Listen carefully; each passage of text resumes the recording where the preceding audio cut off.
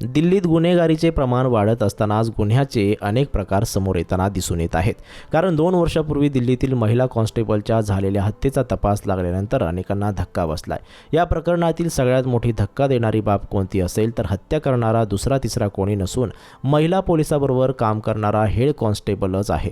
त्याही पुढे जाऊन तिची हत्या झाल्यानंतर तिचा शोध घेण्यासाठी कुटुंबियांबरोबर हाच पोलीस त्यांची दिशाभूल करत राहिला. महिला पोलिसाची हत्या करणारा सुरेश राणा हा 2012 मध्ये दिल्ली पोलिसांच्या PCR विभागात भरती झाला होता.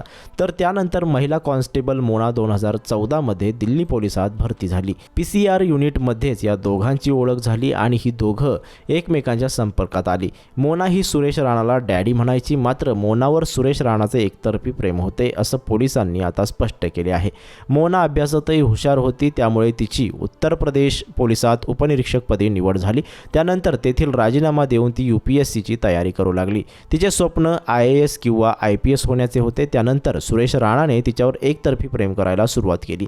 त्याला मोनाने विरोध केला होता. त्यानंतर त्याने 8 सप्टेंबर 2021 रोजी मोनाला आपल्या अलीपूरमधील घरी घेऊन गेला. त्यावेळी त्या घरातच त्याने तिचा गळा आवळून हत्या केली आणि मोनाचा मृतदेह मोठ्या नाल्यात फेकून दिला.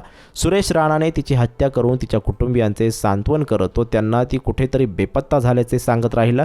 त्यांच्यासोबत पोलीस तक्रार करण्यास पुढाकार घेत त्याने तिला शोधण्याचे नाटकही केले.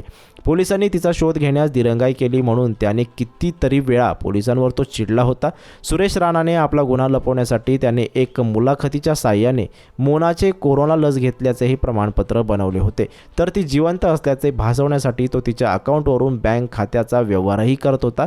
तिचा मोबाईल त्याच्याकडेच असल्याने तो तिच्या सिम कार्डवरून फोन करून तो खोटी माहितीही तो कुटुंबियांना देत होता. मोबाईलमुळे फोनच्या लोकेशननुसार कुटुंबियांना घेऊन तो तिथं जात होता. त्यामुळे मोनाच्या कुटुंबियांनाही त्याच्यावर विश्वास ठेवावा लागायचा. तर आरोपी सुरेंद्रचा मेहुणा रॉबिन अरविंद नावाने मोनाच्या घरच्यांना फोन लावत होता.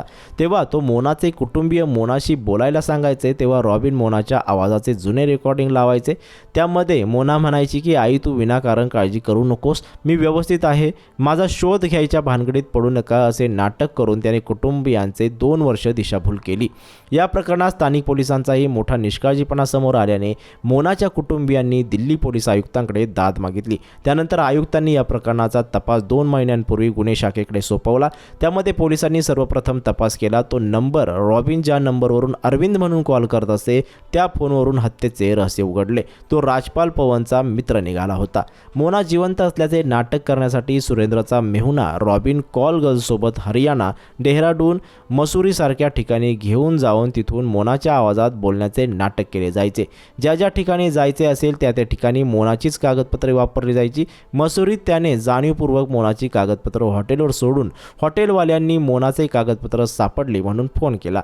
त्यावेळी तिथे पोलीस गेले होते. त्यावेळी मोनाला घरी जायचे नसेल असंही पोलिसांना वाटलं.